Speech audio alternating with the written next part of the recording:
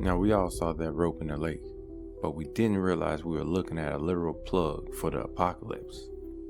In the latest episode of From, a resident pulls a vine that turns out to be a heavy tether, and suddenly, the water starts bubbling. But these aren't just drowned bodies. They're not bodies at all. They're scarecrows.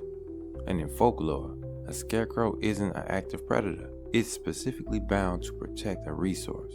By Buddy pulling that rope, the residents literally didn't just find an enemy.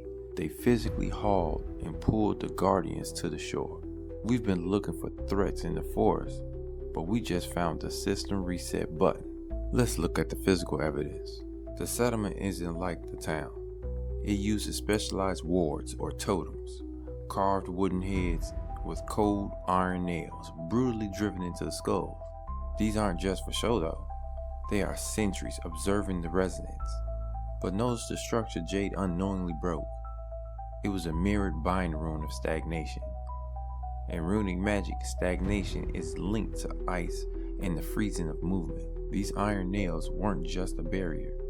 They were a metaphysical lock designed to keep the lake frozen and the entities beneath it dormant. When that rune was severed, the magical current broke, and the gate was left wide open. Now this is where the mythology gets deep. The Lake of Tears is a primordial reservoir of divine sorrow. Bodies of water like this are often liminal spaces. Pandora's boxes were where both good and bad origins resided.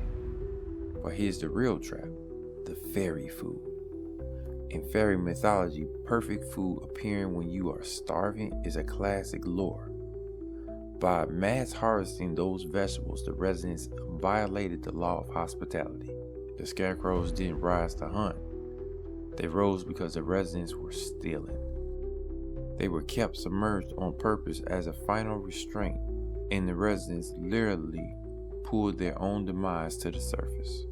So here's my prediction. The settlement is ground zero for a total environmental reset. Victor's drawings from season 1 show a house submerged all the way up to the 2nd floor. Notice the detail though. In town, the diner, post office, and the church are the only single-story structures. And in the drawings, they are completely gone. There's no focus on them at all. But we do see one yellow house with what appears to be the man in yellow and boy, who seems to be hurt or incapacitated on the roof. Pulling the rope released the first of the 3 whirlpools that we can see in the cave paintings we see Tabitha and Ethan looking at in season 1. The scarecrows are just the alarm system. The arrival means the threshold is broken and the water is coming to reclaim everything.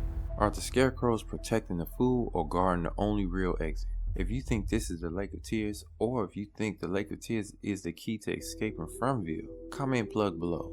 I'm doing a deep dive on the man in yellow next, so hit the subscribe button so you don't miss out on the reset.